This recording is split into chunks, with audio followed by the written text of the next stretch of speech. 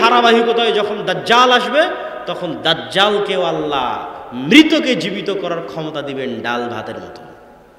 আল্লাহর সৃষ্টি মানুষ, দাজ্জাল আদমের সন্তান, আল্লাহর সৃষ্টি।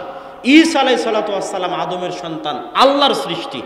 আল্লাহর অনুমতিতে, আল্লাহর দেওয়া ক্ষমতা ঈসা আলাইহিস সালাম মৃতকে জীবিত করতেন ডাল ভাতের মতো।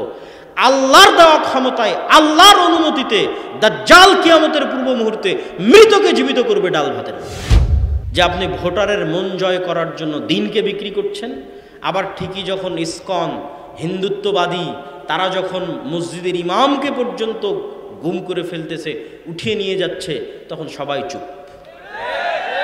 কেন চুপ? কেননা এখানে অন্যরা নাখোশ হবে, যারা নাখোশ হলে আমরা ক্ষমতা নাও পেতে পারি। তাহলে আমি বিশ্বাস করে ফেলেছি কি যে ক্ষমতার উৎস তাদের কাছে।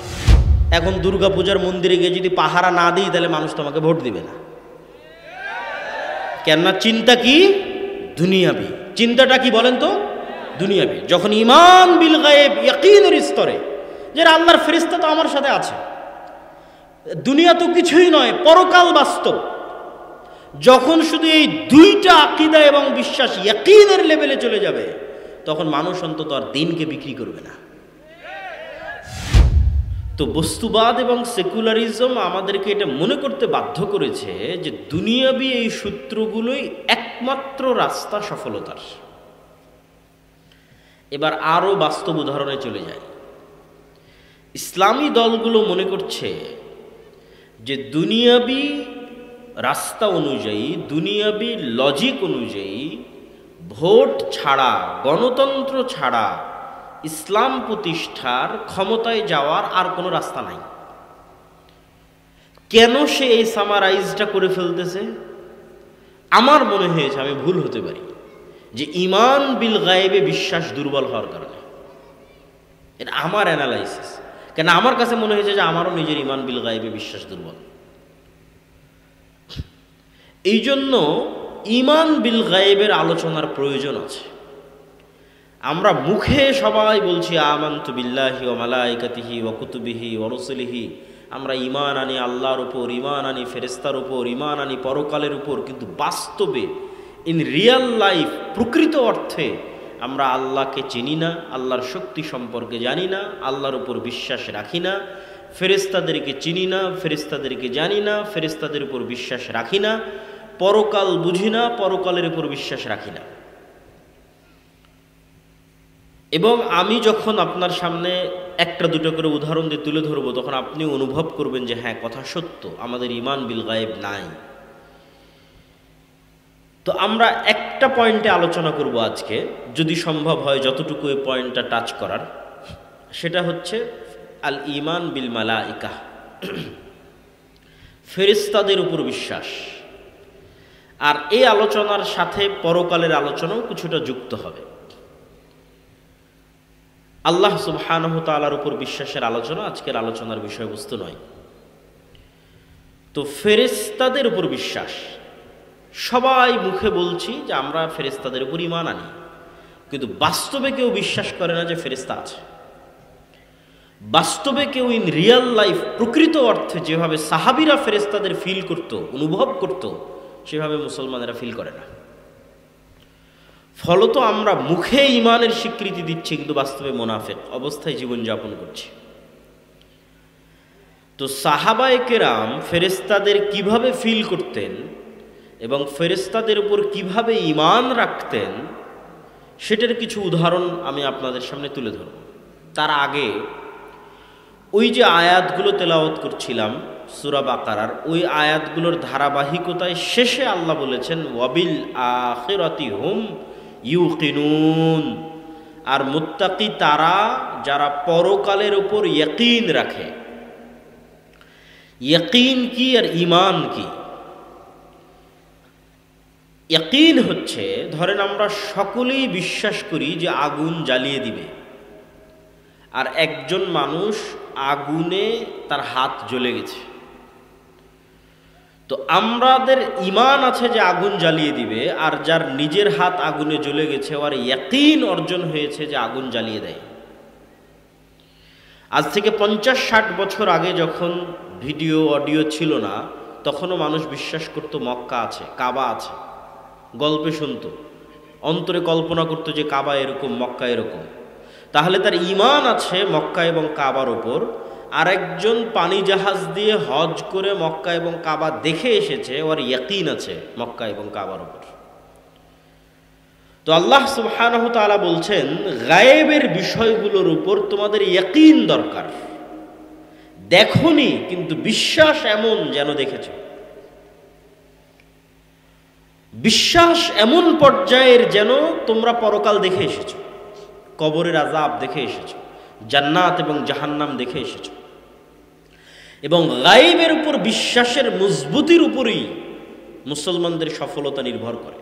কার কোন স্তরের গায়েবের উপর ইয়াকিন আছে, সেই স্তরের মাধ্যমেই মুসলমানদের শক্তি, সফলতা নির্ভর করে।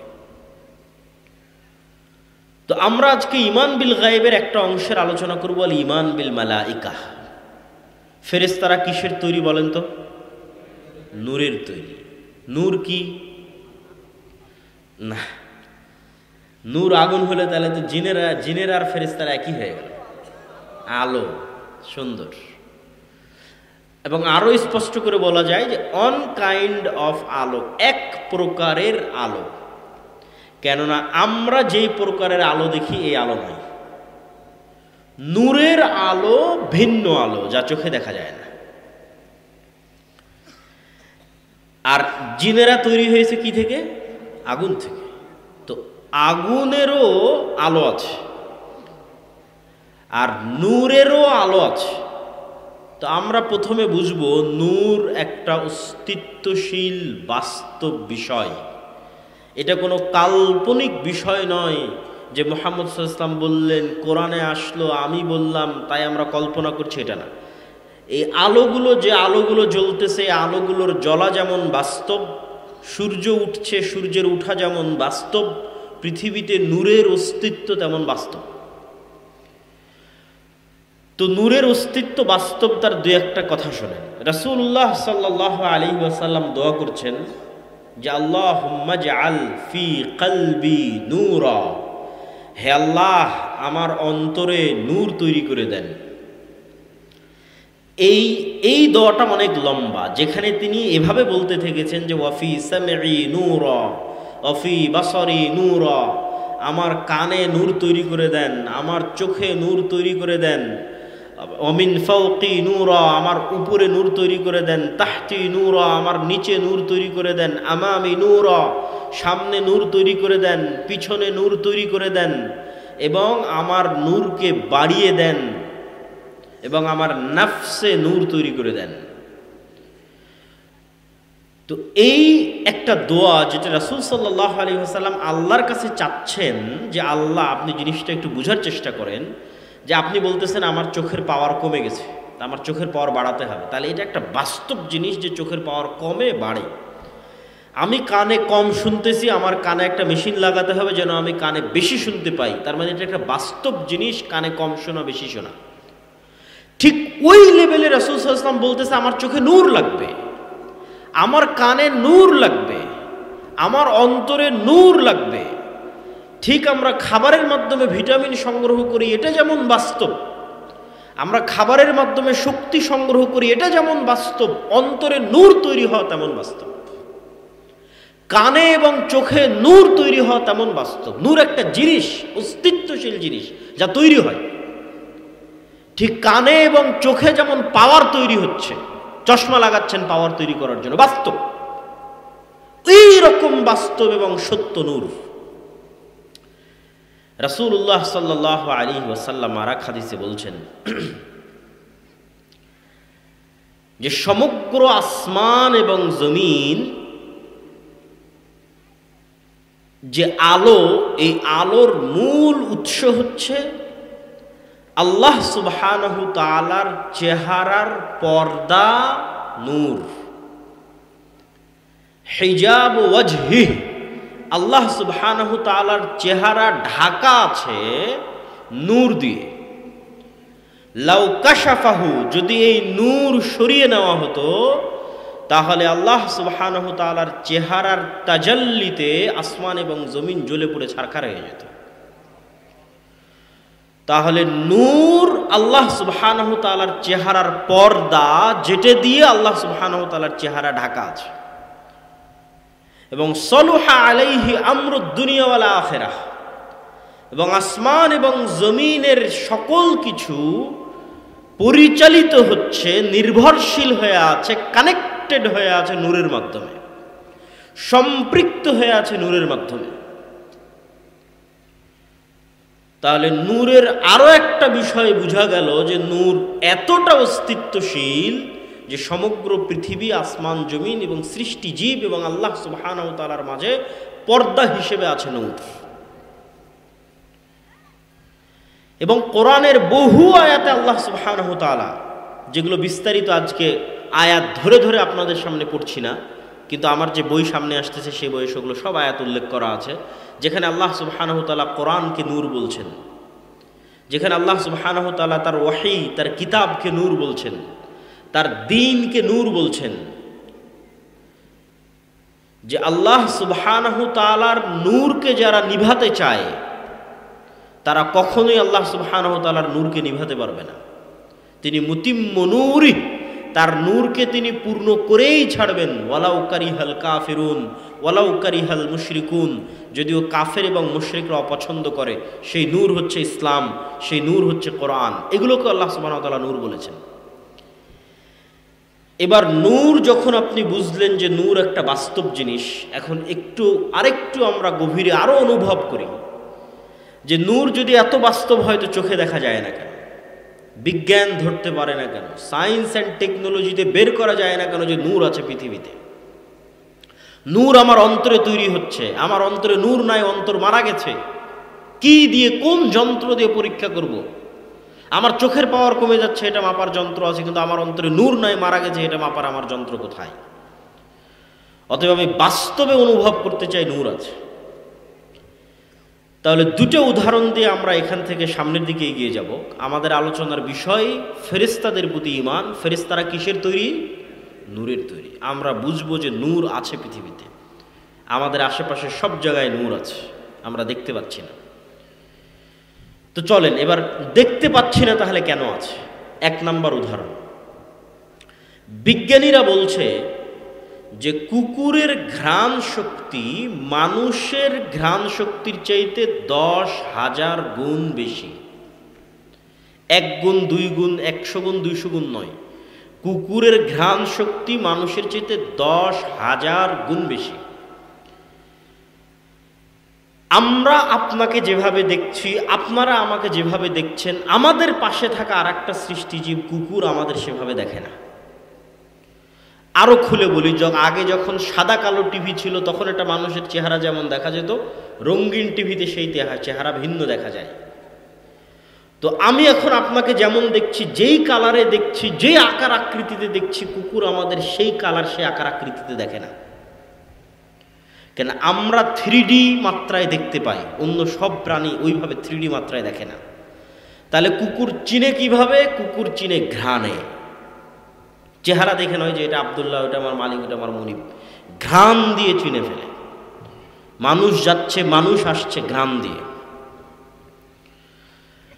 তো কুকুর এমনও, তথা পৃথিবীতে এমনও জিনিস আছে যা আমার নাক নিতে পারবে না, তার চাইতে 10,000 গুণ সূক্ষ্ম লেভেলে নিচে নেমে গেলে 10,000 গুণ, তথা আমার নাক যেই লেভেলের ঘ্রাণ নেবে তার চাইতেও 10,000 গুণ নিচে নেমে গেলেও কোনো একটা জিনিসের ঘ্রাণ আছে, কিন্তু আমি বুঝতে পারতেছি না, কুকুর বুঝতে পারতেছে ওই জিনিসের ঘ্রাণ আছে। ধরেন এই মাইকটার একটা ঘ্রাণ আছে, আমি টানলেও বুঝতে পারতেছি না। তো পৃথিবীতে এমনও ঘ্রাণ আছে যেই ঘ্রাণ আমি অনুভব করতে পারি না। 10,000 গুণ নিচ পর্যন্ত আমি অনুভব করতে পারি না, কিন্তু কুকুর পায়। 2 নাম্বার, এখন পর্যন্ত মানুষ এমন কোনো যন্ত্র আবিষ্কার করতে পারেনি যে যন্ত্রটা কুকুরের মতো ঘ্রাণ নিতে পারবে। তাহলে সায়েন্স অ্যান্ড টেকনোলজি এক পাশে, মানুষের নিজের নাকের ঘ্রাণ শক্তি এক পাশে, দুটো মিলিয়ে পৃথিবীতে এমন হাজারো জিনিস আছে যার ঘ্রাণ আছে, কিন্তু মানুষের কোনো মাধ্যম নাই ওটা জানার যে ওটার ঘ্রাণ আছে কিনা। পৃথিবীতে ওই জিনিসের ঘ্রাণ অস্তিত্বশীল, কিন্তু মানুষের কোনো জানার মাধ্যম নেই ওর ঘ্রাণ আছে কিনা, না মানুষের তৈরি যন্ত্রের, না মানুষের নাকের। 2 নম্বর উদাহরণ, এরকম হাজার উদাহরণ আল্লাহর সৃষ্টিজীবের মধ্যে আছে, কিন্তু আমরা শুধু 2টা উদাহরণ দিয়ে রাসূল সাল্লাল্লাহু আলাইহি ওয়াসাল্লামের একটা হাদিস বলবো, বলে সামনের দিকে আগাবো। 2 নম্বর উদাহরণ হচ্ছে, মানুষ যেই লেভেলের শুনে তার চাইতে সূক্ষ্ম লেভেলে, কয়েক শতগুণ সূক্ষ্ম লেভেলে হাতি শুনতে পায়। তথা পৃথিবীতে এমনও আওয়াজ আছে যে আওয়াজ আমরা শুনতে পাই না, আমাদের তৈরি করা কোনো যন্ত্রও শুনতে পায় না, অথচ আওয়াজ আছে। আওয়াজ নাই, আমি শুনতে পাচ্ছি না, তার মানে আওয়াজ নাই, এটা ডাহা মিথ্যা কথা। আমি নাক দিয়ে ঘ্রাণ নিতে পারতেছি না, তার মানে এই জিনিসটার কোনো ঘ্রাণ নাই, এটা মিথ্যা কথা। আমি শুনতে পাচ্ছি না, এই জন্য কবরে আযাব হচ্ছে না, এটা মিথ্যা কথা। কবরে আযাব হচ্ছে, কিন্তু ওই আওয়াজের যেই সূক্ষ্মতা, ওই সূক্ষ্মতা ধারণ করার মতো শক্তি আমার কানের নাই, পৃথিবীর কোনো যন্ত্রেরও নাই। কিন্তু কিছু কিছু প্রাণীকে আল্লাহ ওই সূক্ষ্মতা দিয়েছে। এবার চলে রাসূল সাল্লাল্লাহু আলাইহি ওয়াসাল্লামের হাদিসে। রাসূল সাল্লাল্লাহু আলাইহি ওয়াসাল্লামের হাদিস বলছে যে ফেরেশতাদের নূর যেই লেভেলের আলো, যেই প্রকারের আলো, আর জিন এবং শয়তানের আগুন যেই লেভেলের আলো, ওই লেভেলের আলো মানুষের যেমন দেখার সক্ষমতা নাই, মানুষের তৈরি করা যন্ত্রের যেমন ধারণ করার সক্ষমতা নাই, কিন্তু আল্লাহর তৈরি করা কিছু সৃষ্টিজীবের আছে। রাসূল সাল্লাল্লাহু আলাইহি ওয়াসাল্লাম বলে দিয়েছেন যে জিন শয়তানের লেভেলের আলো দেখার সক্ষমতা কুকুরের আছে, আর ফেরেশতা লেভেলের আলো, নূর লেভেলের আলো দেখার সক্ষমতা মোরগের আছে। তাহলে নূর পৃথিবীতে অস্তিত্বশীল না অস্তিত্বশীল নয়? বলেন। নূর পৃথিবীতে আছে না নাই? আমাদের আশেপাশে এখন আছে না নাই? আছে। আমি বুঝতে পারছি না, দেখতে পাচ্ছি না, তার মানে না, এটা ভুয়া কথা। অসংখ্য জিনিস এরকম যেটা আমরা পাই না। তারপরে এটা শেষ উদাহরণ, নূর প্রমাণ করতে গিয়ে শেষ উদাহরণ। যদিও এটা ওই উদাহরণ নয় যে যন্ত্র ধরতে পারতেছে না, যন্ত্র ধরতে পারছে, কিন্তু আমরা চোখে দেখি না। সেটা কি? সেটা হচ্ছে আপনি রিমোট দিয়ে এসি অন করতেছেন, ওই রিমোট থেকে একটা আলো বের হয়ে এসিতে গিয়ে লাগতেছে, আলো দিয়ে এসি অন হচ্ছে, আলোতে এসি অফ হচ্ছে। ওই আলো আপনি দেখেন না, কিন্তু যন্ত্র ওই আলো ধারণ করে, আলোর ওয়েভ। আমার বক্তব্য লাইভ চলতেছে, এটা আলোর মাধ্যমে যাচ্ছে। আমেরিকায় বসে আলোর ওয়েভের মধ্যে দেখতে পাচ্ছে আমেরিকায় বসে আমার বক্তব্যের লাইভ, এবং আমার আওয়াজ আলোর ওয়েভের মধ্যে দিয়ে মোবাইলে আমেরিকা এবং লন্ডনে চলে যাচ্ছে। সাথে সাথে আলোর গতি এত দ্রুত যে সাথে সাথে চলে যাচ্ছে, অথচ যেই ওয়েভ ব্যবহার করে আমার এই কথা চলে যাচ্ছে মোবাইলের মাধ্যমে, লাইটের মাধ্যমে, এসির রিমোট ব্যবহার করে অন অফ হচ্ছে, এগুলো আমরা কেউ চোখে দেখি না, কিন্তু আছে। এই আলো অস্তিত্বশীল, এই ওয়েভ অস্তিত্বশীল। কিন্তু সবচেয়ে আশ্চর্য বিষয় হচ্ছে, রাত দিন আমি ফোনে কথা বলতেছি, রাত দিন আমি মোবাইলে মানুষের লাইভ দেখতেছি, আর আমি আবার মনে করতেছি কি যে আল্লাহ সুবহানাহু ওয়া তাআলা আমার কথা শুনছেন না। এটা হলো সবচেয়ে আশ্চর্য, যে আমার এখানে বলা কথা আমেরিকায় বসে মানুষ শুনতে পারতেছে, মানুষের তৈরি করা যন্ত্র দিয়ে, সাথে সাথে, আর আমার কথা আল্লাহ শুনছেন না। অথচ যে ওয়েভ ব্যবহার করে মানুষ শুনতেছে, এই আলোর মধ্যে এই ওয়েভ, এই কথা ধারণ করার ক্ষমতা কে দিয়েছে? আল্লাহ দিয়েছে। এই জন্য আল্লাহকে বলা হয়েছে বাদিউস সামাওয়াতি ওয়াল আরজ। আল্লাহ সুবহানাহু ওয়া তাআলা শূন্য থেকে সৃষ্টি করেন, মানুষ বাদিউ নয়। মানুষ কোনো কিছুই শূন্য থেকে তৈরি করতে পারে না, আগে থেকেই আল্লাহ রেখেছেন, মানুষ ব্যবহার করে। ব্যবহার করা জানতো না। আল্লাহ সুবহানাহু ওয়া তাআলা যদি ন্যূনতম ভারসাম্য এদিক ওদিক করে দেন, তাহলে মানুষ আর ব্যবহার করতে পারবে না। তথা আলোর ওয়েভের মধ্যে ভারসাম্য ন্যূনতম পরিবর্তন হয়ে গেলে আমার আওয়াজও যাবে না, লাইভও হবে না, কথাও শোনা যাবে না, বিমানও উঠতে পারবে না যদি আমাদের উপরের যে আবহাওয়ার স্তর আছে সেটার মধ্যে কোনো পরিবর্তন হয়। যাক, এই পয়েন্টের শেষের দিকে চলে এসেছে। তাহলে নূর অস্তিত্বশীল। আল্লাহ হচ্ছেন নূরুস সামাওয়াতি ওয়াল আরজ, আসমান এবং জমিনের নূর, এবং নূর থেকেই সৃষ্টি হচ্ছে ফেরেশতা। আর ফেরেশতার উপর ঈমান মানে কেমন লেভেলের ঈমান? এবার আসেন রাসূল সাল্লাল্লাহু আলাইহি ওয়াসাল্লামের যুগের কিছু উদাহরণ। রাসূল সাল্লাল্লাহু আলাইহি ওয়াসাল্লামের যুগের কিছু উদাহরণ। এক ব্যক্তি এক রাস্তা দিয়ে অতিক্রম করতেছে, সে মেঘ থেকে আওয়াজ শুনল যে উমুকের জমিতে পানি বর্ষণ করো। সহিহ হাদিস। মেঘ সেখানে চলে গেল, বৃষ্টি বর্ষণ হলো। ওই বৃষ্টি এবং পানির নালা ধরে সেই ব্যক্তি এগিয়ে গিয়ে ওই ব্যক্তিকে জিজ্ঞেস করছে, ভাই তোমার নাম কি? তো সে যে নাম বলছে ওই নাম সে মেঘে শুনেছে। 2 নম্বর হাদিস, রাসূলুল্লাহ সাল্লাল্লাহু আলাইহি ওয়াসাল্লাম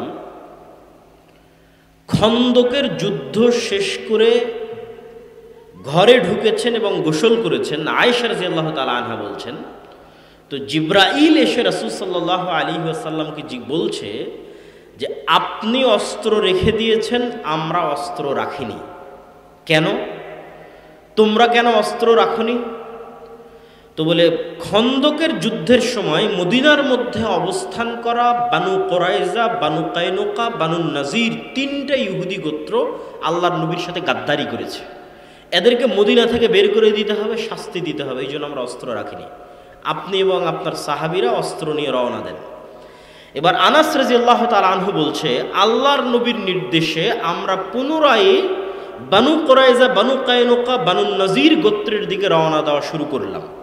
তো আমরা দেখছি আমাদের পৌঁছার আগেই ইহুদি গোত্রের অলিগলিতে ধুলা উঠতেছে। তো কিসের ধুলা? আমাদের আগেই জিব্রাইলের বাহিনী, ঘোড় সওয়ার জিব্রাইলের বাহিনী সেখানে পৌঁছে যাওয়ায় জিব্রাইলের বাহিনীর পদাঘাতে ধুলা উঠতেছে। বলেন আল্লাহু আকবার। আনাস রাদিয়াল্লাহু তাআলা আনহু বলতেছে, উহুদের যুদ্ধে হানজালা রাদিয়াল্লাহু তাআলা আনহু নামে একজন সাহাবী মারা গেছে, শহীদ হয়েছে। তিনি বাসর ঘর থেকে বের হয়ে গিয়ে শহীদ হয়েছে। তার স্ত্রীর দেওয়া সংবাদের কারণে সাহাবীরা চাচ্ছে তাকে গোসল দিবে। রাসূল সাল্লাল্লাহু আলাইহি ওয়াসাল্লাম বলছেন, তাগসিলুহুল মালায়েকা, হানজালাকে গোসল দেওয়ার দরকার নাই, ফেরেশতারা অলরেডি তাকে গোসল দিয়ে দিয়েছে। বদরের যুদ্ধে আব্দুর রহমান বিন আউফ রাদিয়াল্লাহু তাআলা আনহু বলছেন যে আমার 2 পাশে 2 জন ব্যক্তি ঘোড়ায় যুদ্ধ করতেছে, সাদা ধবধবে কাপড় পরিধান করে, যাদেরকে মদিনাতে আমি আগে কোনোদিন দেখিনি, পরে কোনোদিন দেখিনি। রাসূল সাল্লাল্লাহু আলাইহি ওয়াসাল্লামকে গিয়ে যখন আমি জানালাম এই ঘটনা, আল্লাহর নবী বললেন তারা 2 জন ছিল জিবরাইল এবং মিকাইল। আমি যতগুলো হাদিস বলছি সব সহিহ হাদিস, বেশিরভাগই বুখারী মুসলিমের হাদিস। উহুদের যুদ্ধে রাসূল সাল্লাল্লাহু আলাইহি ওয়াসাল্লামের এক সাহাবী একজন মুশরিককে তাড়া করতেছে। তাড়া করতে গিয়ে সে একটা অদৃশ্য আওয়াজ শুনল, আকদিম হাইজুম, দ্রুত এগিয়ে চলো হে হাইজুম। তো দ্রুত ওই মুশরিকের উপর আক্রমণ করতে গিয়ে সাহাবী দেখছেন তার আক্রমণের আগেই মুশরিক উল্টে পড়ে আছে এবং তার আহত জায়গা থেকে, ক্ষত স্থান থেকে রক্ত বের হচ্ছে। এই ঘটনা সাহাবী রাসূলুল্লাহ সাল্লাল্লাহু আলাইহি ওয়াসাল্লামকে শোনালেন। আল্লাহর নবী বললেন এটি ছিল 3য় আসমান থেকে আসা ফেরেশতা। আল্লাহু আকবার।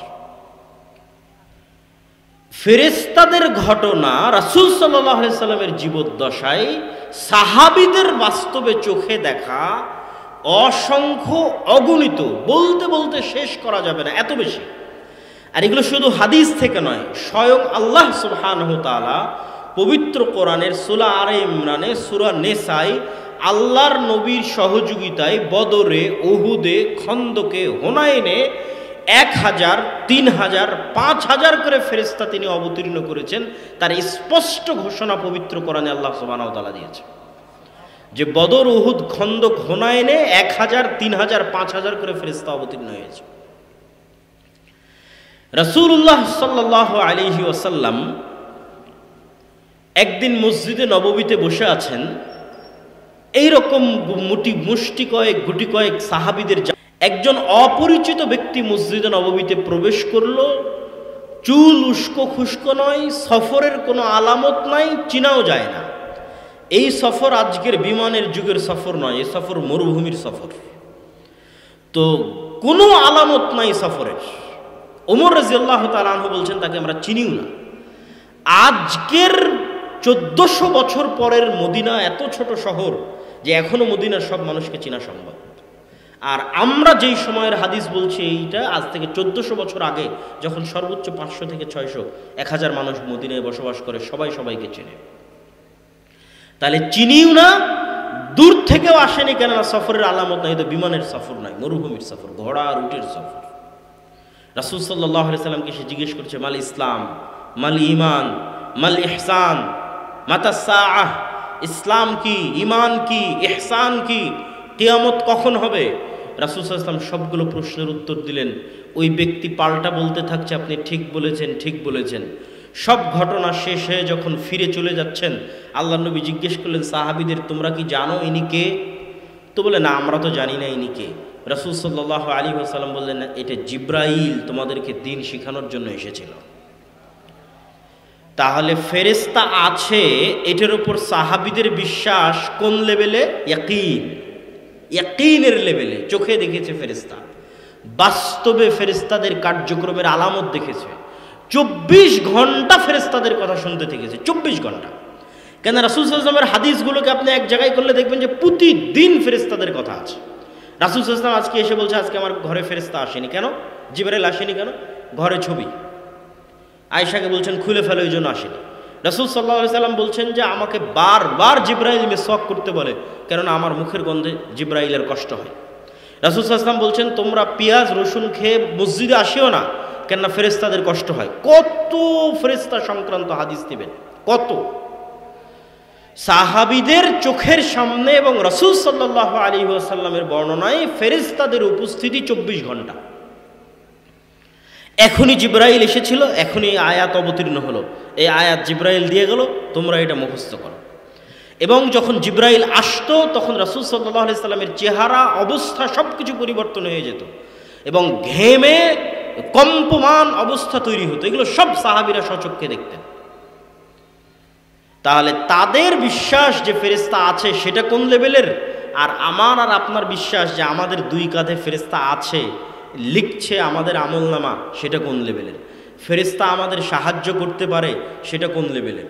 খালিদ বিন ওয়ালিদ যখন যুদ্ধের জন্য রওনা দিতেন, তখন দুনিয়াবি অস্ত্রের উপর ভরসা থাকতো না আল্লাহর শক্তি সামর্থ্য?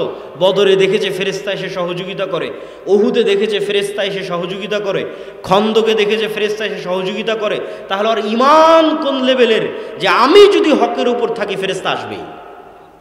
কিন্তু আমার ঈমানই নাই, তাহলে তো ভোটের মাধ্যমে ক্ষমতায় যেতে হবে। বোঝেননি? ঈমান, আল ঈমান বিল গায়ব নাই। আর কোরআনে বলা আছে সমগ্র বাংলাদেশের ক্ষমতা অর্জনের কথা নয়, সারা পৃথিবীর ক্ষমতা অর্জন করা সম্ভব। সারা পৃথিবীর ক্ষমতা অর্জন করা সম্ভব। শুধু একদল মানুষ দরকার যাদের ঈমান বিল গায়ব ইয়াকিনের লেভেলে, পরকালের জন্য কাজ করবে আল্লাহর সাহায্যের অপেক্ষায়, উইদাউট এনি কম্প্রোমাইজ, কোনো কম্প্রোমাইজ ছাড়া, কোনো ছাড় ছাড়া। কেন? তাদের বিশ্বাসের স্তর ওই লেভেলের, ঈমান বিল গায়ব সাহাবীদের লেভেলের। যে ঈমান বিল গায়ব আল্লাহ মুসা আলাইহিস সালাতু ওয়াস সালামকে শিখিয়েছিলেন, মুসা আলাইহিস সালাতু ওয়াস সালামকে বাস্তবে হাতে কলমে আল্লাহ সুবহানাহু ওয়া তাআলা শিখিয়েছে। আপনি বিশ্বাস করেন, আপনি বানু ইসরাইলের ঘটনা পড়ে দেখেন, ইতিহাস ঘেটে দেখেন, আজকের মুসলমানেরা আজকের আমেরিকা এবং ইসরায়েলের সামনে যতটা অসহায় এবং দুর্বল, মুসলমান বহু দূরের কথা, আজকের গাজার মানুষ আজকের আমেরিকা এবং ইসরায়েলের সামনে যত দুর্বল, তার চাইতে হাজার গুণ শতগুণ দুর্বল ছিল বানু ইসরাইলরা, তার চাইতে হাজার গুণ শতগুণ দুর্বল ছিল আল্লাহর নবী মুসা ফেরাউনের শক্তি সামর্থ্যের কাছে, ফেরাউনের ক্ষমতার কাছে। তাহলে মুসা কি দিয়ে বিজয় অর্জন করেছে? দুনিয়ার লজিক দিয়ে নয়, দুনিয়ার কার্যকরণের সূত্র দিয়ে মুসার বিজয় সম্ভব নয়। মুসা যদি চেষ্টা করে যে আমি দুনিয়াবি মাধ্যমে বিজয় অর্জন করব, তাহলে ফেরাউনের সাথে কম্প্রোমাইজ করতে হবে, কোনো রাস্তা নাই। মুসা যদি মনে করে আমি দুনিয়াবি মাধ্যমেই ফেরাউনের সামনে বিজয় অর্জন করব, তাহলে কম্প্রোমাইজ ছাড়া মুসার কোনো রাস্তা নাই। কেন? মুসা অসহায়, মুসা দুর্বল, কোনো ক্ষমতা নাই, কোনো সামর্থ্য নাই। তাহলে মুসা বিজয় অর্জন করেছে কি দিয়ে? আল ইমান বিল গায়বের উপর ইয়াকিনের লেভেলের বিশ্বাস। কেন মুসা জানে আল্লাহ কে, আল্লাহর শক্তি কি, আল্লাহর ক্ষমতা কি, আর এটাই আল্লাহ মুসাকে শিখিয়েছে। বলছে মুসা তোমার হাতে কি? তো লাঠি, লাঠি ছেড়ে দাও, সাপ হয়ে গেছে। আবার ধরো, লাঠি হয়ে গেছে। তাহলে দুনিয়ার লজিকে এটা লাঠি, আল্লাহ সুবহানাহু ওয়া তাআলা মুসাকে শিখাচ্ছেন দুনিয়ার মানুষ মনে করবে এটা লাঠি, কিন্তু আমার ক্ষমতা সেকেন্ডে আমি এটাকে সাপ পরিণত করে দিতে পারি। তাহলে বিশ্বাস রাখতে হবে তোমাকে কার ওপর? আল্লাহর ক্ষমতার উপর। এটা শিখো, প্র্যাকটিক্যাল লাইফে প্রতিদিন শিখো। এতদিন যাবৎ যেই লাঠি নিয়ে তুমি চলাফেরা করলা, যেই লাঠি দিয়ে তুমি পাতা পাড়তা, যেই লাঠি দিয়ে তুমি লাফ দিয়ে খাল পেরিয়ে যেতা, ওই লাঠিকে আল্লাহ সাপ বানিয়ে দিল, দেখো তোমার চোখের সামনে। তাহলে তোমার ভরসা দুনিয়ার লজিকের উপর নয়, কার ক্ষমতার উপর? আল্লাহর ক্ষমতার উপর। এটা মুসা আলাইহিস সালামকে প্র্যাকটিক্যালি আল্লাহ শিখিয়েছে। মুসা আলাইহিস সালাম প্র্যাকটিক্যালি এটাই শিখেছেন যে আমার আজীবন যেই লাঠি দিয়ে আমি চলাফেরা করতাম, সফর করতাম, ওই লাঠিকে আল্লাহ সেকেন্ডে সাপ করে দিচ্ছে। তাহলে এই আল্লাহর সহযোগিতা যদি আমার সাথে থাকে, যে কোনো কিছু হতে পারে। দুনিয়ার উপর ভরসা করে লাভ নাই, একমাত্র আল্লাহর উপরই ভরসা করতে হবে, এটা উনি শিখেছেন। এবং জাদুকরেরা যে মুসা আলাইহিস সালামের লাঠিকে সাপ হওয়া দেখে সিজদা দিল, ওইটার পিছনেও কারণ ছিল এটা যে জাদুকরেরাও কিন্তু তাদের দড়ি ছেড়েছিল, তাদের লাঠি ছেড়েছিল, ওগুলো কিন্তু সাপ হয়েছিল। হাজার হাজার টপ লেভেলের বড় বড় জাদুকর উপস্থিত হয়েছিল, যাদের হাতের লাঠি এবং দড়িও সাপে পরিণত হয়েছিল। যেই সাপ, হাজার হাজার সাপ দেখে মুসা আলাইহিস সালামও ভয় পেয়ে গেছিলেন। তো ওরা ওদের দড়িকে সাপ বানানোর পরও কেন সিজদা দিল? ওদের দড়িগুলো যে সাপ হয়েছিল, এটা ছিল চোখের ভেলকি, জাদুর সাপ, জাদু সত্য। আর মুসা আলাইহিস সালামের লাঠি যে সাপ হয়েছিল, এটা জাদুর সাপ ছিল না, এটা একদম আস্ত জ্যান্ত পুকুরে নদীতে থাকা যে আল্লাহর সৃষ্টি যে জ্যান্ত সাপ, জাদুর নয়, একদম সেই জ্যান্ত সাপ হয়ে গেছিল মুসা আলাইহিস সালামের লাঠি, যা ওদের সব সাপগুলোকে খেয়ে ফেলেছিল। জ্যান্ত আস্ত সাপ, এটা কোনো জাদুর সাপ নয়। তখন ওরা বুঝে গেছে এটা তো জাদু নয়, তো মহান আল্লাহর শক্তি, তখন সিজদা করেছে। তো মুসা আলাইহিস সালামের এই লেভেলের ইয়াকিন ছিল আল্লাহর শক্তি এবং ক্ষমতার উপর। ফলত মুসা আলাইহিস সালামকে ফেরাউনের সাথে কোনোদিন কম্প্রোমাইজ করেছে? করেনি। মুসা আলাইহিস সালাম এইটা জানতেন না যে তাকে বাঁচানোর জন্য আল্লাহ সমুদ্রের রাস্তা তৈরি করে দিবেন, কিন্তু এই ইয়াকিন ছিল যে আল্লাহ কিছু না কিছু করবেন। তো আল্লাহ সুবহানাহু ওয়া তাআলা সমুদ্রের রাস্তা তৈরি করে দিয়েছে। তো মুসলমানদের ওই লেভেলের ইয়াকিন নাই। মুসলমানেরা মনে করে নিয়েছে যে বস্তুবাদী সব কিছু, সেকুলারিজমই সব কিছু, অতএব কম্প্রোমাইজ করে আমাদেরকে ক্ষমতায় যেতে হবে। বরং ইমান ঠিক রেখে মজবুতভাবে কাজ করলে আল্লাহর সাহায্য যে আসতে পারে এই বিশ্বাস নাই। কেন? ফেরেশতার উপর বিশ্বাস নাই। কয়জন বিশ্বাস করে ফেরেশতার উপর? সবাই বুকে হাত দিয়ে বলুক যে সে বিশ্বাস করে ফেরেশতার উপর। অথচ ফেরেশতার অস্তিত্ব কত অস্তিত্বশীল, ফেরেশতার অস্তিত্ব যে আপনি জন্মের পর আপনার বাবাকে দেখেছেন, জন্মের পর আপনার মাকে দেখেছেন, এখন বয়স হয়ে গেছে আপনার ছেলেকে দেখছেন। তো আপনার ছেলের অস্তিত্ব যত সত্য আপনার কাছে, আপনার মা এবং পিতার অস্তিত্ব যত সত্য আপনার কাছে, তার চেয়ে বেশি সত্য আপনার সাথে ফেরেশতার অস্তিত্ব। কেন জানেন? আদম আলাইহিস সালাম জন্মগ্রহণের পর তার বাপকেও দেখেনি, জন্মগ্রহণের পর তার সন্তানকেও দেখেনি। আদম আলাইহিস সালাম সৃষ্টির পর তার স্ত্রীকেও দেখেনি। আদম আলাইহিস সালাম সৃষ্টির পর সর্বপ্রথম ভিন্ন জগতের দুইটা প্রাণীকে দেখেছে, একটা জিন আর একটা ফেরেশতা। তা আমরা তো আদমেরই সন্তান, আমি মনে বুঝাতে পারলাম না। তাহলে মানুষ দুনিয়াতে আসার আগে সবার আগে মানুষকে দেখেছে না সবার আগে কাকে দেখেছে? ফেরেশতার জিনকে দেখেছে, ফেরেশতার শয়তানকে দেখেছে। তাহলে আমরাও যখন মায়ের পেট থেকে জন্ম নিয়েছি, তখন আমাদের সাথে একটা ফেরেশতা আছে, একটা জিন আছে। এটা আমার মায়ের অস্তিত্বের চাইতে বেশি সত্য, এটা আমার পিতার অস্তিত্বের চাইতে বেশি সত্য। কেন? আমার আদি পিতা ইব্রাহিম সৃষ্টির পর সর্বপ্রথম ফেরেশতার জিন দেখেছে। কিন্তু এরা ভিন্ন জগতের প্রাণী, আমরা হচ্ছে 3D জগতের প্রাণী। আমাদের নিম্ন জগতের প্রাণী আছে, 2D জগতের প্রাণী, ওরা আমাদের মতো দেখে না। যেটা আমি বললাম, কুকুর আমাকে আমার মতো দেখে না, সাপ আমাকে আমার মতো দেখে না। আমার এই চেহারা যেই রকম, এইরকম সাপ দেখতে পারে না। ও 2D, মানে 2 ডাইমেনশনে বসবাস করে, সামান্য ভিন্ন স্টাইলে সে আমাদের চিনতে পারে। তো আমরা 3D, 4D, 5D তে যদি কেউ থাকে আমরা দেখতে পাবো না। সম্ভব নয় আমাদের পক্ষে দেখা, ওই লেভেলে দেখা সম্ভব নয়, কিন্তু পৃথিবীতে তাদের অস্তিত্ব আছে। আর পুরো কোরআন আল্লাহ সুবহানাহু ওয়া তাআলা শয়তান এবং ফেরেশতা দিয়ে পরিপূর্ণ করে রেখেছে। রাসূলুল্লাহ সাল্লাল্লাহু আলাইহি ওয়াসাল্লামের হাদিস শয়তান এবং ফেরেশতা দিয়ে পরিপূর্ণ। আপনারাও আপনাদের বাস্তব জীবনে পরীক্ষা করে দেখেন যে আমাদের বন্ধুত্ব কার সাথে বেশি। আমাদের বন্ধুত্ব শয়তানের সাথে বেশি, আমাদের বন্ধুত্ব ফেরেশতাদের সাথে নাই। অথচ আমাদের সাথে দুইজন বন্ধু সব সময় আছে। বাস্তবে যদি একদম রিয়াল প্র্যাকটিক্যাল লাইফে যদি আপনি শয়তান আর ফেরেশতার অস্তিত্ব বুঝতে চান, তাহলে দুইটা পরীক্ষা করতে পারেন। আপনাকে দুইটা পরীক্ষা দিলাম করার জন্য, যেই দুইটা পরীক্ষা বাস্তবে পরীক্ষা করার মাধ্যমে আপনি দেখবেন যে হ্যাঁ পৃথিবীতে শয়তানের অস্তিত্ব আছে, বাস্তবে পরীক্ষা করে দেখবেন যে হ্যাঁ পৃথিবীতে ফেরেশতার অস্তিত্ব আছে, এবং আপনার মা বাবার অস্তিত্বের চাইতে বেশি সত্য। সেই দুইটা পরীক্ষা কি? চলেন 1 নাম্বার শয়তানের পরীক্ষা দেখি, যে আমরা বাস্তবে টেস্ট করব যে শয়তান আছে। কোনো একদিন খুব শক্ত নিয়ত নিয়ে, দীর্ঘ প্রস্তুতি নিয়ে 2 রাকাত সালাত আদায় করবেন, অজু করে সুন্দর জামা গায়ে দিয়ে নির্জন ঘরে। যেই 2 রাকাত সালাতে সর্বোচ্চ চেষ্টা করবেন যেন আল্লাহর কথা ছাড়া আর কোনো কথা মনে না পড়ে। যেই সর্বোচ্চ চেষ্টা সম্ভব আপনার দ্বারা, সেই সর্বোচ্চ চেষ্টা করবেন। ওই সর্বোচ্চ চেষ্টার স্তরে গিয়ে যখন আপনি হাত বুকে বেঁধে দাঁড়াবেন সালাতের জন্য, খুব শক্ত নিয়ত নিয়ে যে আজকের 2 রাকাত সালাতে আল্লাহর কথা ছাড়া আর কোনো কথা মনে আসবে না। আপনি এত সজাগ থাকার পরও, জেগে থাকার পর, আপনি জেগে আছেন, সজাগ আছেন, সিদ্ধান্ত নিয়ে আছেন যে আল্লাহর কথাই মনে থাকবে, তারপরও দেখবেন 5 সেকেন্ডের মধ্যেই আপনার দুনিয়ার চিন্তা শুরু হয়ে গেছে। এবং 5-10 সেকেন্ড চলার পর হঠাৎ করে আপনার মনে হচ্ছে আরে আজকের সালাত তো আমি সিদ্ধান্ত নিয়ে শুরু করেছিলাম যে দুনিয়ার কথা মনে করব না, কিভাবে মনে পড়ে গেল?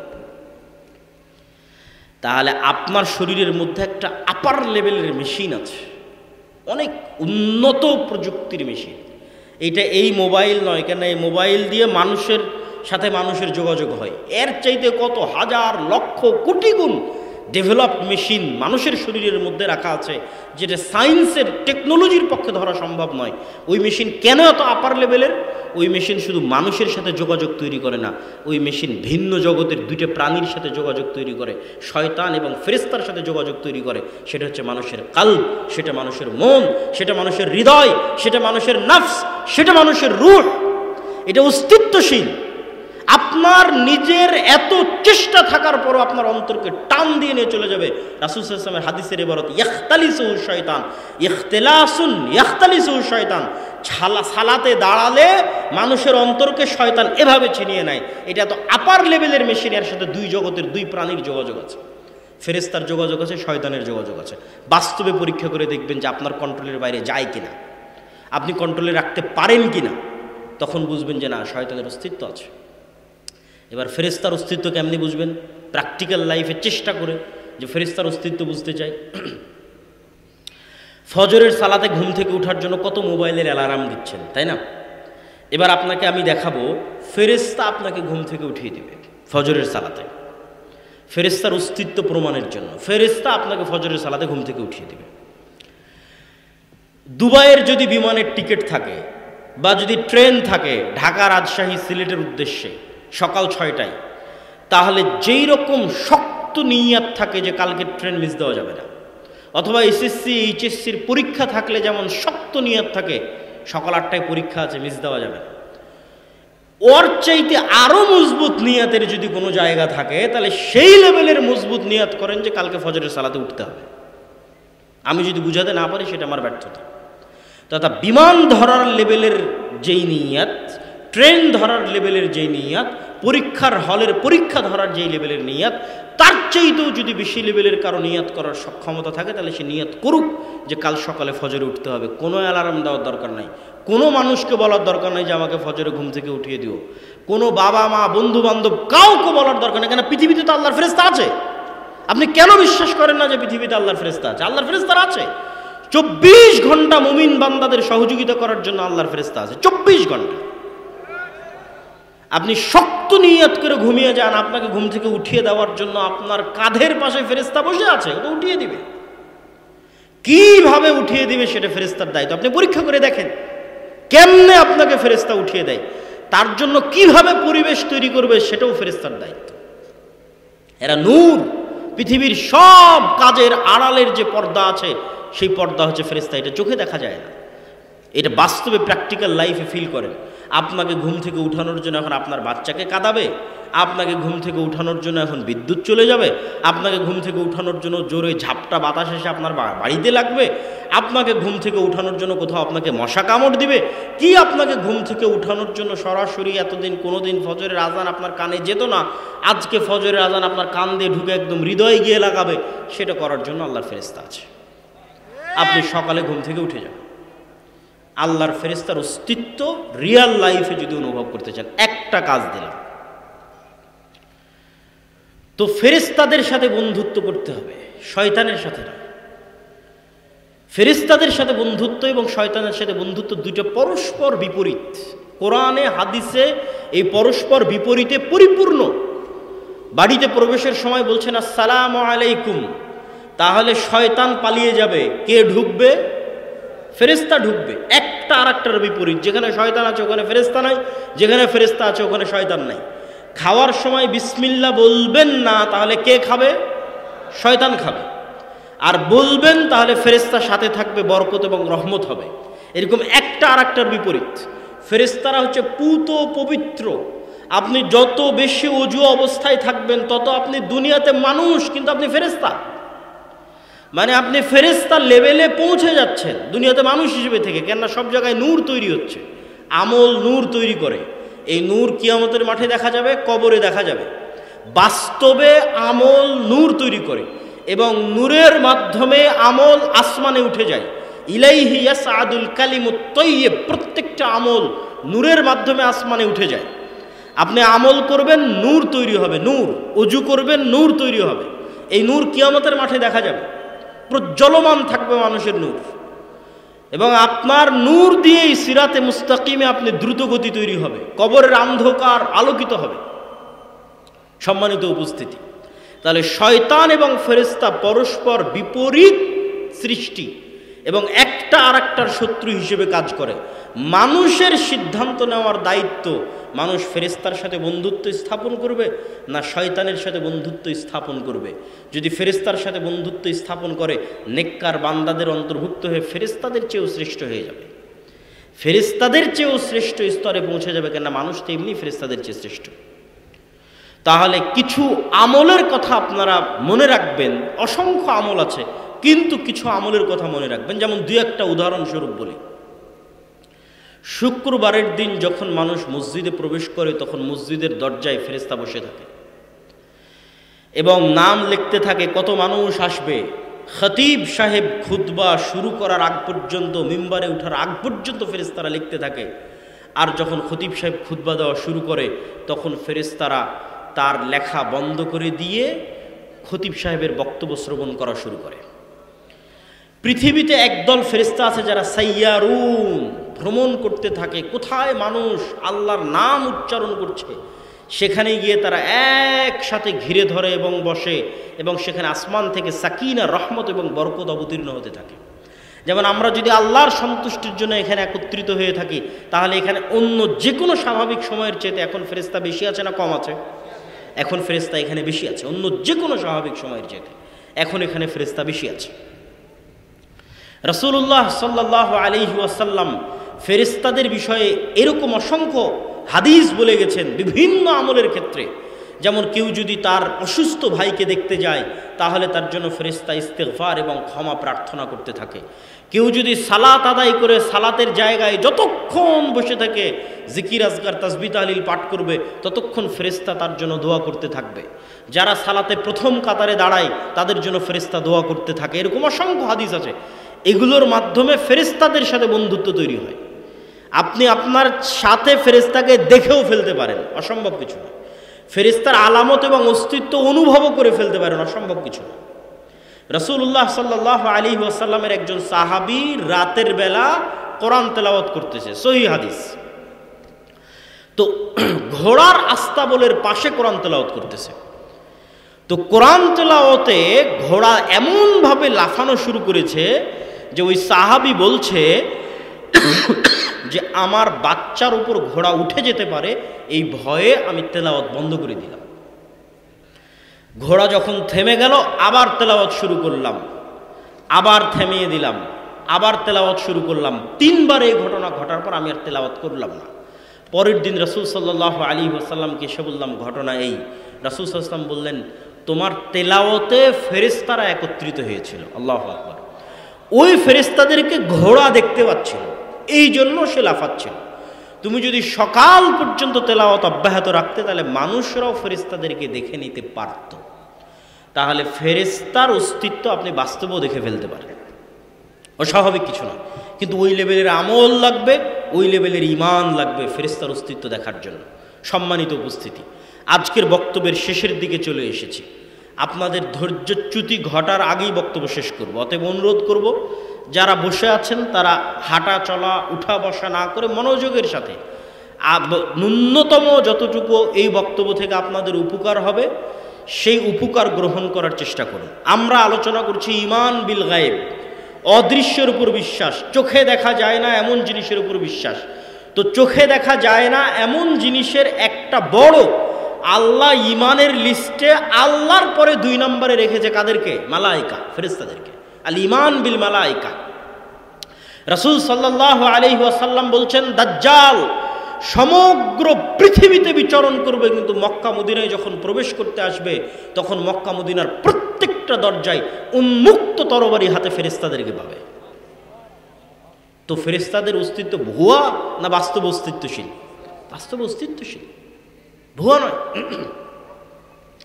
এবার দ্বিতীয় আর একটা ঈমানের সংক্ষিপ্ত কথা বলবো, আল ঈমান বিল আখিরাহ, পরকালের উপর বিশ্বাস।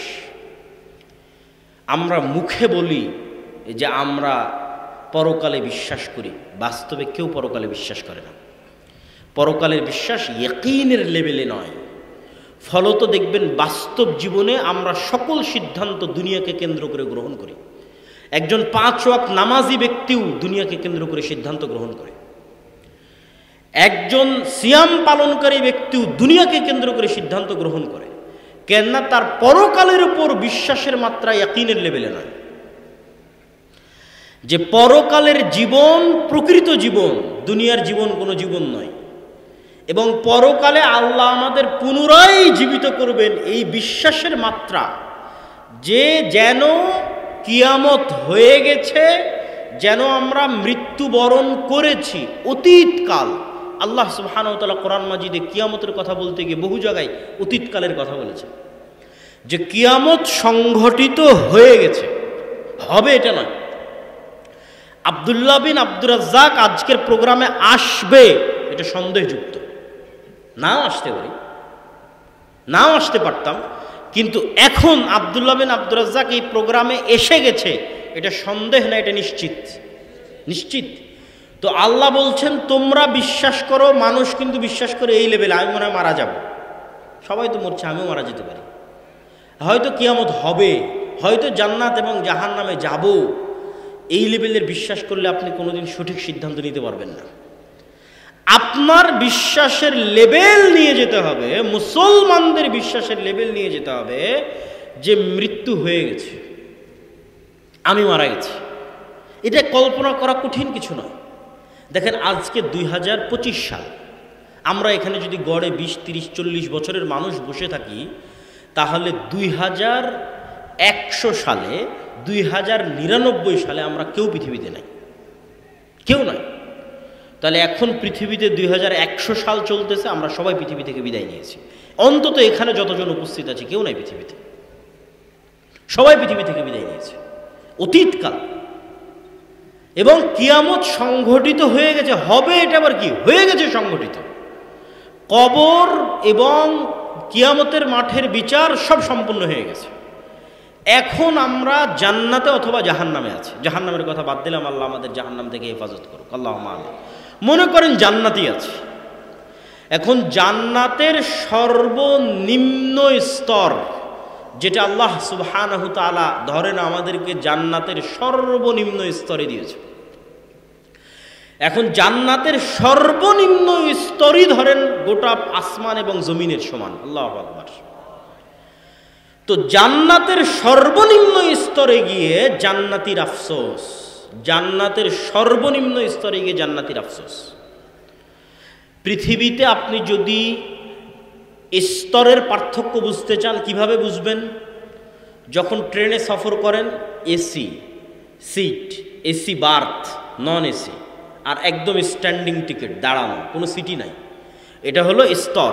একজন টিকিট নিয়েছে দাঁড়িয়ে যাবে, একজন টিকিট নিয়েছে বসে যাবে কিন্তু নন এসি, একজন টিকিট নিয়েছে বসে যাবে কিন্তু এসি, আর একজন টিকিট নিয়েছে শুয়ে যাবে, এসি বার্থ।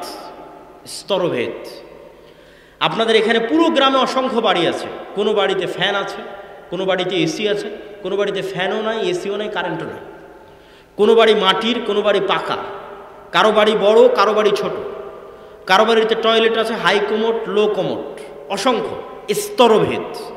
তো দুনিয়ার স্তরভেদের চাইতে জান্নাতের স্তরভেদের পার্থক্য এত বেশি হবে যে জান্নাতের স্তরভেদের কারণে জান্নাতীদের মধ্যে যে আফসোস তৈরি হবে তার একটা স্তরভেদ বলি, সেটা হচ্ছে আল্লাহ সুবহানাহু তাআলার দর্শন।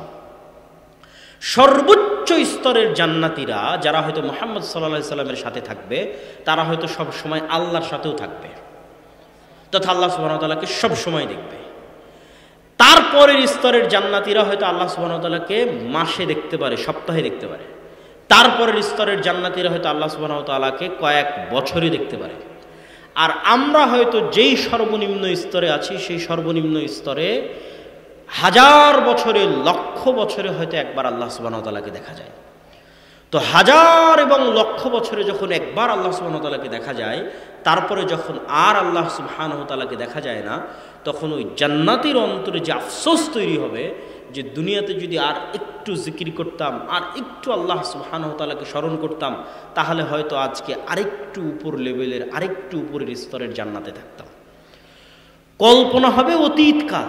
এটা সত্য, এটাই সত্য।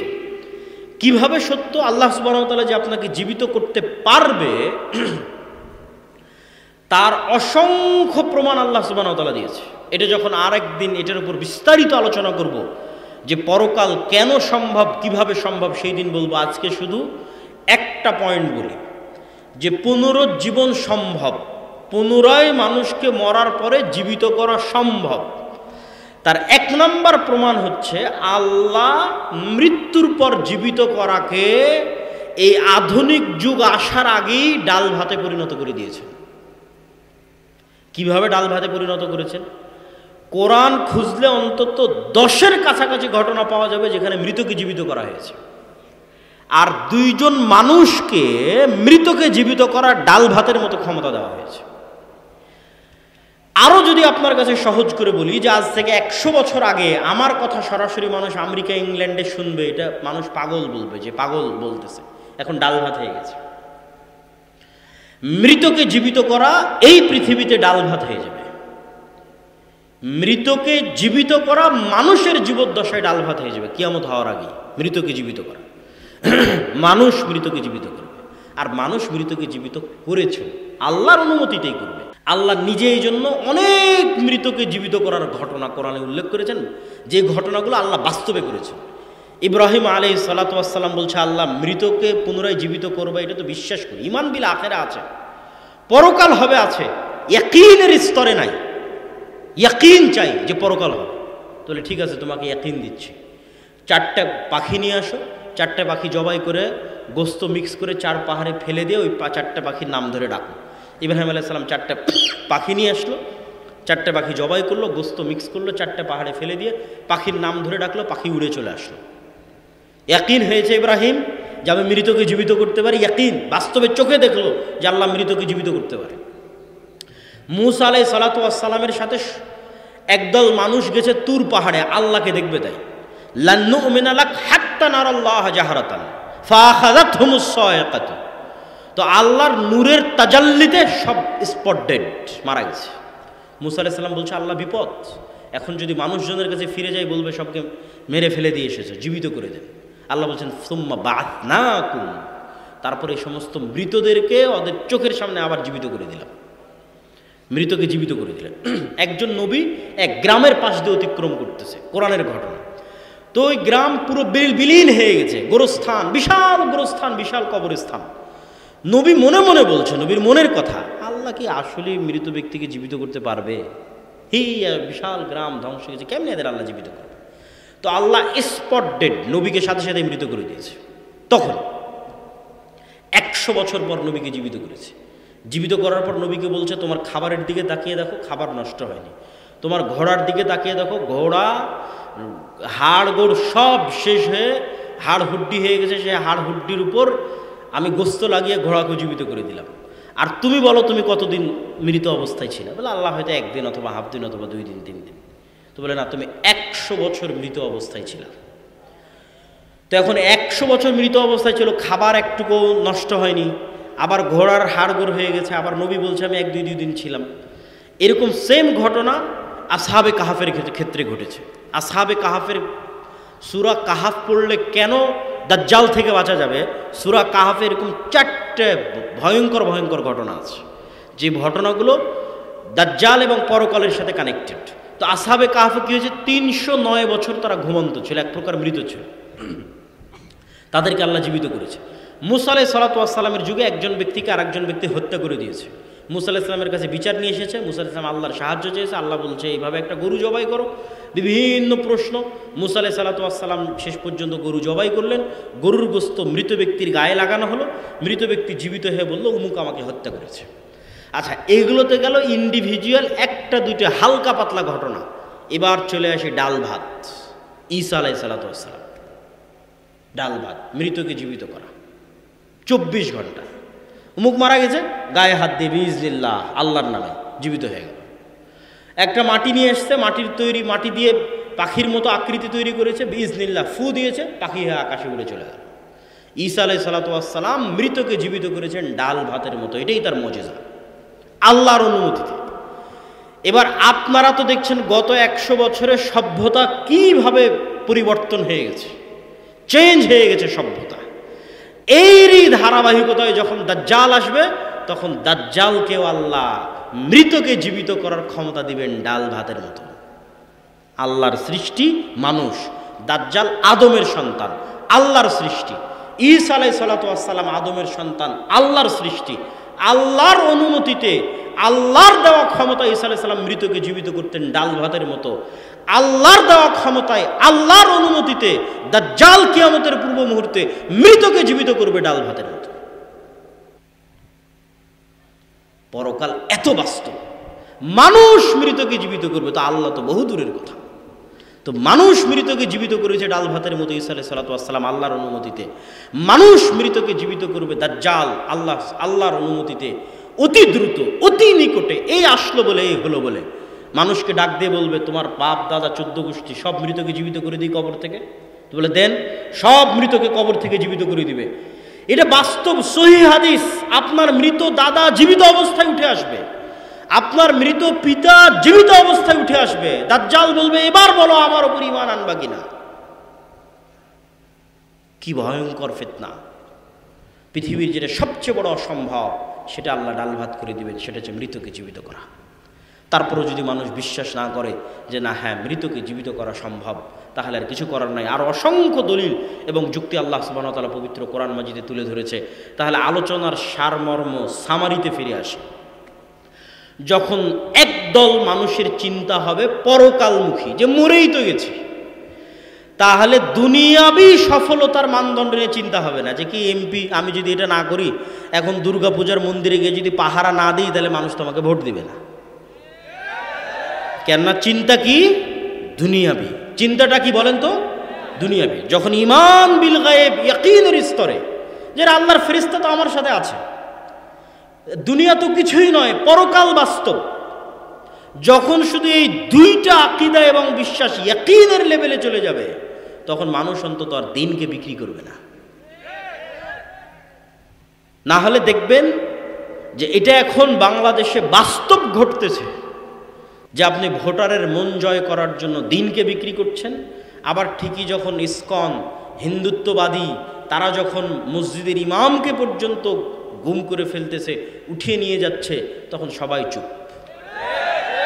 কেন চুপ? কেননা এখানে অন্যরা নাখোশ হবে, যারা নাখোশ হলে আমরা ক্ষমতা নাও পেতে পারি। তাহলে আমি বিশ্বাস করে ফেলেছি কি যে ক্ষমতার উৎস তাদের কাছে। আর বিশ্বাস যদি মুসা আলাইহিস সালামের লেভেলের হয়, তাহলে কি বিশ্বাস হবে? যে আল্লাহ যদি মুসার লাঠিকে সাপ করে দিতে পারেন, তাহলে আমার দাবি দাওয়া আমার আদর্শ যদি ঠিক থাকে, তাহলে আমেরিকার পারমাণবিক বোমকে পানি করে দিতে পারে।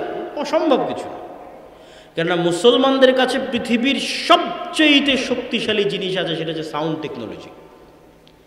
এইটা এখনকার বিজ্ঞান এখন পর্যন্ত আবিষ্কার করতে পারেনি, করাও সম্ভব নয়। সাউন্ড টেকনোলজির কিছু জ্ঞান, ওমা উতীতু মিনাল ইলমি ইল্লা কালিলা, কিছু জ্ঞান আল্লাহ সুলাইমান আলাইহিস সালামকে দিয়েছিলেন। সাউন্ড টেকনোলজি কি কঠিন কিছু না।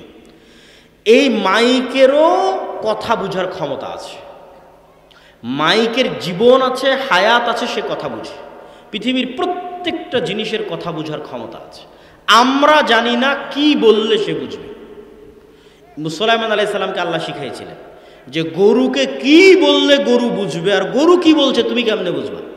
পিঁপড়া কি বলছে ওইটা তুমি কেমনে বুঝবা, আর তুমি কি বললে পিঁপড়া কেমনে বুঝবে। পাখি কি বলছে তুমি কেমনে বুঝবা, আর তোমার কথা পাখি কেমনে বুঝবে। এই কথা আল্লাহ কাকে দিয়েছিলেন? এই জ্ঞান সুলাইমানকে দিয়েছিলেন। সাউন্ড টেকনোলজির কিছু জ্ঞান আল্লাহ সুলাইমানকে দিয়েছিলেন। সাউন্ড টেকনোলজি কি আরো সারমর্ম করি।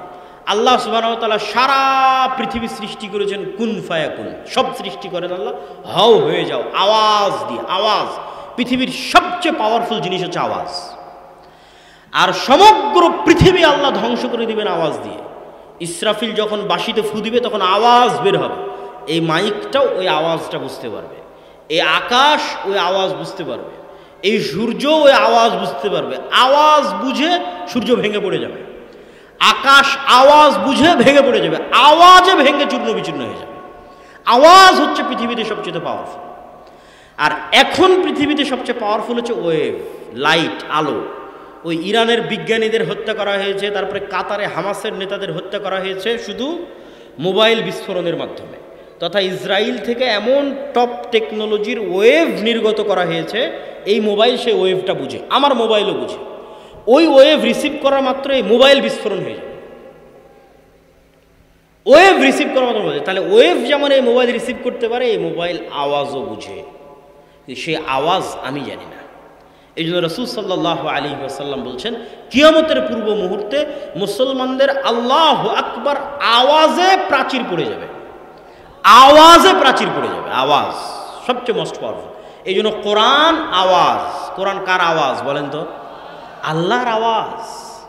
আল্লাহ সুবহানাহু ওয়া তাআলার কথার আওয়াজ আছে, সাউন্ড অফ আল্লাহ। আল্লাহ সুবহানাহু ওয়া তাআলার আওয়াজ হচ্ছে কোরআন। তাহলে পৃথিবীর সবচেয়ে শক্তিশালী টেকনোলজি মুসলমানদের কাছে আছে, কিন্তু ওইটার উপর ঈমান ইয়াকিন মুসলমানদের নাই। তখন মুসলমানেরা কম্প্রোমাইজ করতেছে। এই কম্প্রোমাইজের রাস্তা দিয়ে কোনোদিন দিন প্রতিষ্ঠা হবে না। আল্লাহর জমিনে আল্লাহর ঈমান বিল গায়বের উপর ইয়াকিনের মাধ্যমে, কোরআনের প্রত্যেকটা আয়াতের উপর ইয়াকিনের মাধ্যমে বিজয় অর্জন হবে। তাতে শক্তিশালী ব্যক্তি ফেরাউনের চেয়েও যদি শক্তিশালী হয়। আল্লাহ সুবহানাহু ওয়া তাআলা আমাদের কবুল করুক, আল্লাহুম্মা আমিন। আমাদের ঈমানকে আল্লাহ সুবহানাহু ওয়া তাআলা মজবুত করে দিক, আল্লাহুম্মা আমিন। ওয়া আখিরু দাওয়ানা আনিল হামদুলিল্লাহি রাব্বিল আলামিন। আসসালামু আলাইকুম ওয়া রাহমাতুল্লাহি ওয়া বারাকাতুহু।